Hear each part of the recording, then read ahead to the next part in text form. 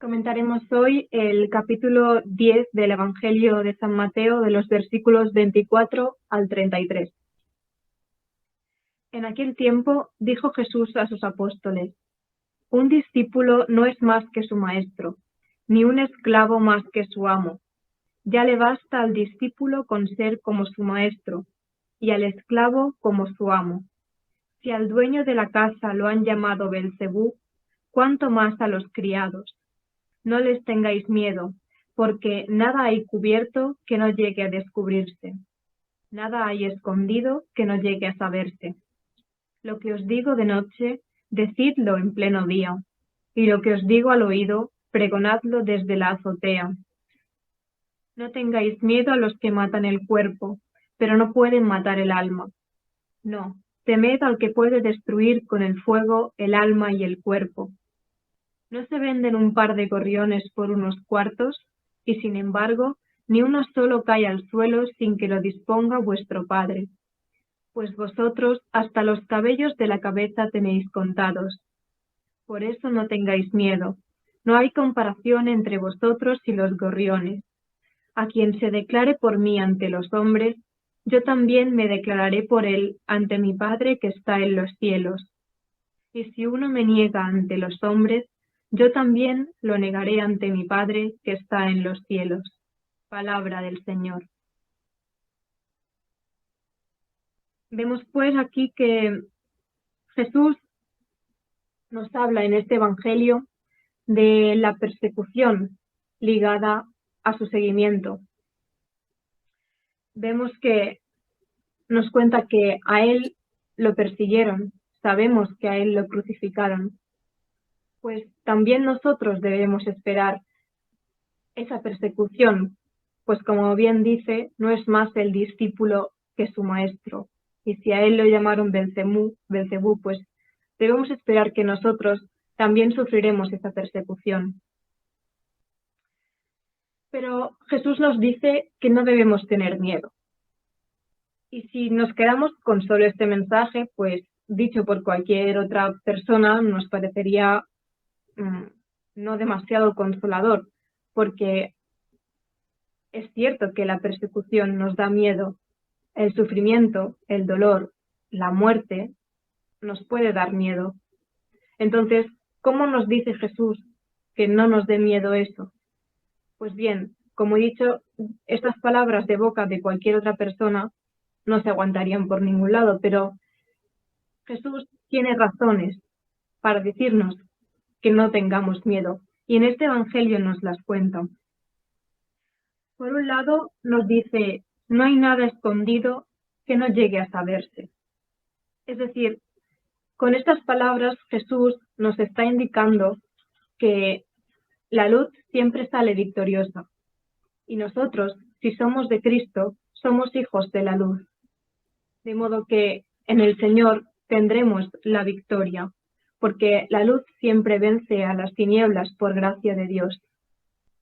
Es decir, que contamos con esa, digamos, ventaja, con eso que nos debe tranquilizar para no tener miedo a esta muerte de la que habla Jesús, a esta persecución. También leemos en este pasaje que hasta los cabellos de la cabeza tenéis contados.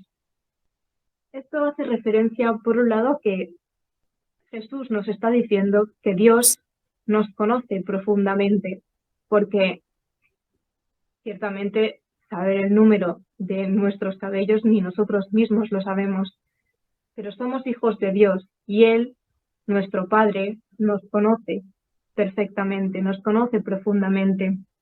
Y con este ejemplo de los gorriones, con los cuales nos compara y nos dice que si ni uno de esos gorriones muere sin que Dios no lo sepa, cuánto más nosotros no vamos a importarle a Dios.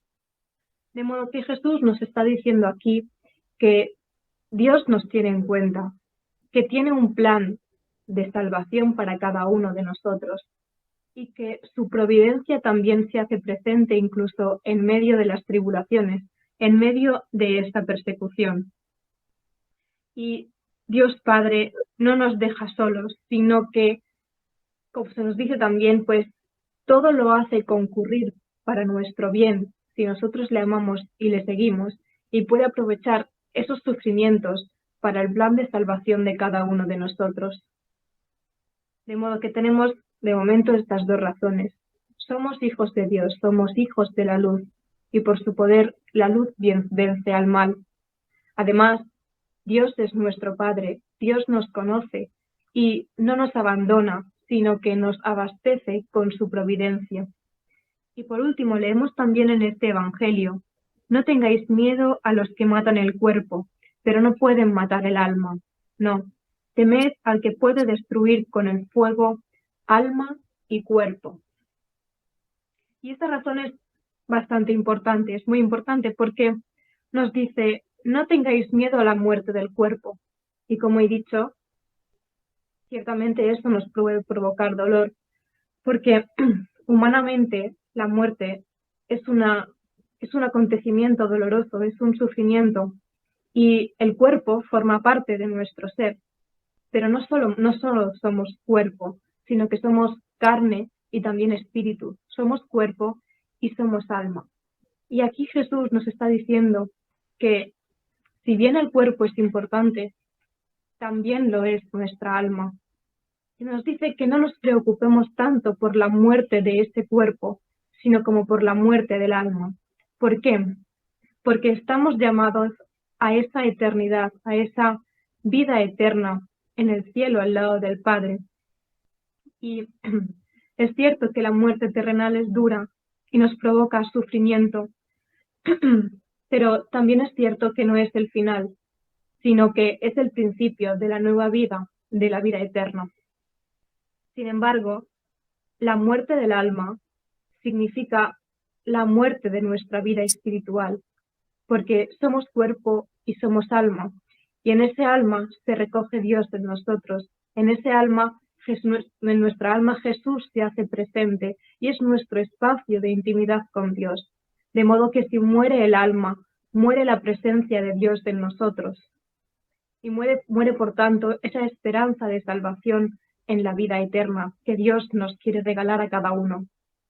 De modo que tiene sentido, viéndolo desde esta perspectiva, que no nos debe dar tanto miedo la muerte del cuerpo, aunque sea dura, como la muerte del alma. Por eso Jesús nos advierte de que a quien verdaderamente debemos temerle es aquel que nos puede destruir el alma con el fuego. Es decir, debemos temer a aquel que quiera matar la vida de Dios en nosotros. Debemos temer al maligno y a sus discípulos que pueden invadirnos con ese mal y acabar destruyendo nuestra vida espiritual.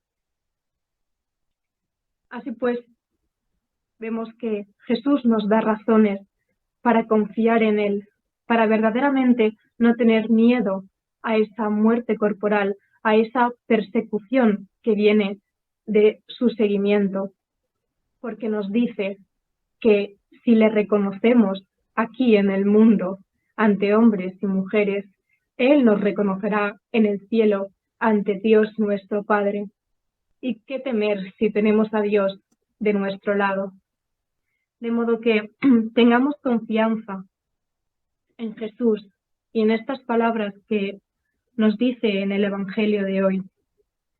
Y tengamos presente que no estamos solos, que decirle sí al Señor conlleva persecución, pero Dios Padre puede aprovechar esa persecución, puede utilizarla, puede utilizar esos actos que nos puedan herir o que nos puedan provocar sufrimiento para ir construyendo el camino de salvación de cada uno de nosotros. Esto no quiere decir que tengamos que buscar el sufrimiento en todo lo que llevemos a cabo para de algún modo purificarnos y llegar a esa salvación, sino que sepamos aceptar las cruces en nuestra vida, que reconozcamos que habrá esa persecución si nos decidimos a decir sí al Señor, porque, como dice en otra parte del Evangelio, Jesús, yo no soy de este mundo, y nosotros tampoco si le seguimos a Él. Entonces cabe esperar esta persecución. Pero tengamos presente lo que nos dice el Señor hoy, que no estamos solos, que somos hijos de la luz, y que la luz siempre vence a la tiniebla y que la providencia de Dios no nos abandona porque Él es nuestro Padre, nos conoce profundamente y quiere que seamos salvados.